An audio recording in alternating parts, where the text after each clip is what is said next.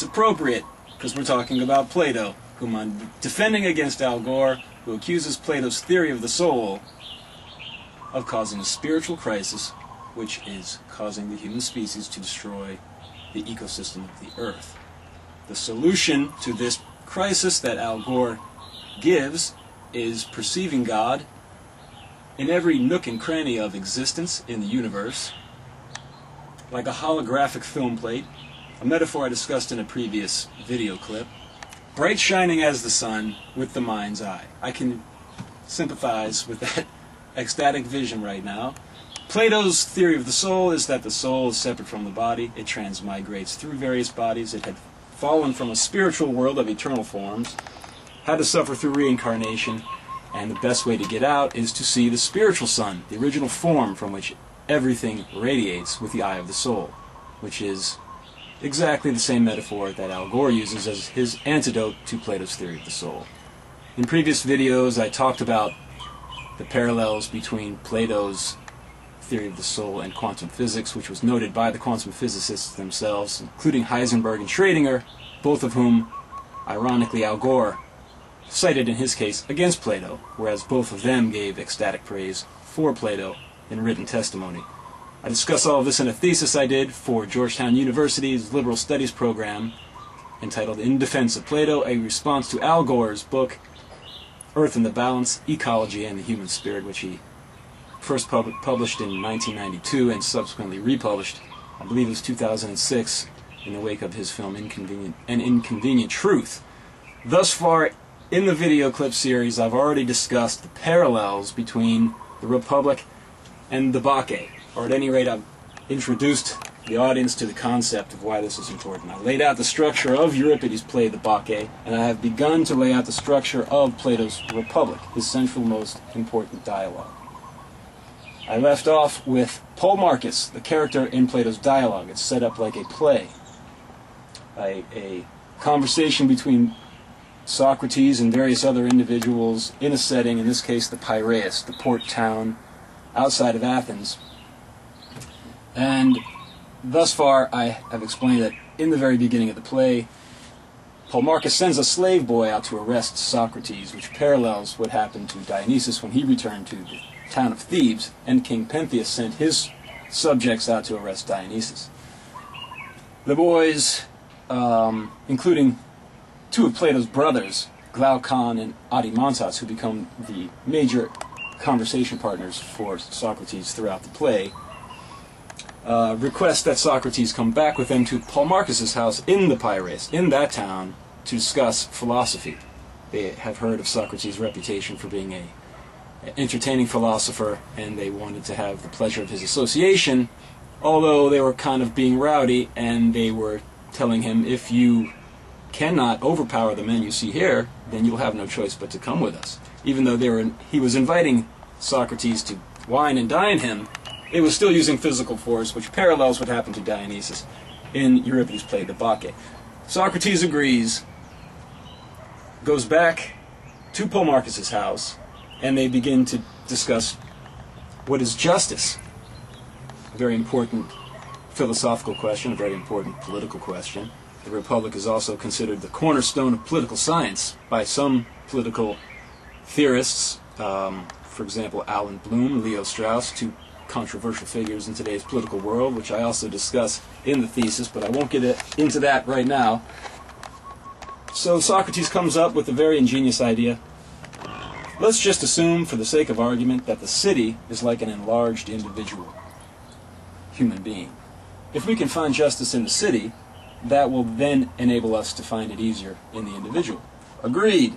So they begin to speak about what is justice.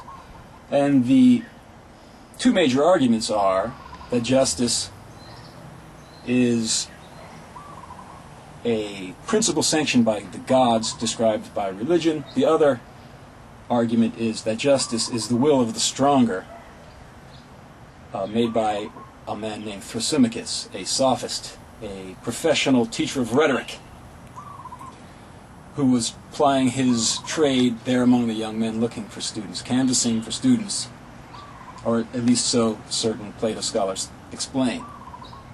So Socrates takes issue with Thrasymachus's definition of justice. And since I'm only making a structural parallel here with the Bacchae and not getting into the details of the philosophy at present, I'm going to skip over the details and only point out those points that actually parallel the Bacchae. Socrates defeats Thrasymachus's argument, but there's still a lot of holes in the argument about justice being some transcendental feature of the universe, which a principle that we can know rather than a cultural creation of human beings and poets. And poetry is a major issue in this dialogue. So they begin to construct an ideal city, a utopian city. They admit this is utopian. We're just doing this we're going to try to create a just city so that we can try to find what justice is. Because it's a hard concept to describe, to define, and that is the procedure that they take for their night's entertainment. The first city that Socrates recommends is a simple, self-sufficient agrarian community with the cultural culmination being vegetarian feasting and singing of the gods. Specifically wearing ivy-crowned wreaths, drinking wine, eating bread out in the fields with their children, and then singing of the gods. It was rejected by Plato's brother, whom he put into his dialogue, this philosophical play. Glaucon says, Socrates, that is a city fit for sows, for pigs. Where's the relishes? Where's the luxury? Very well, Socrates says, that's the healthy city.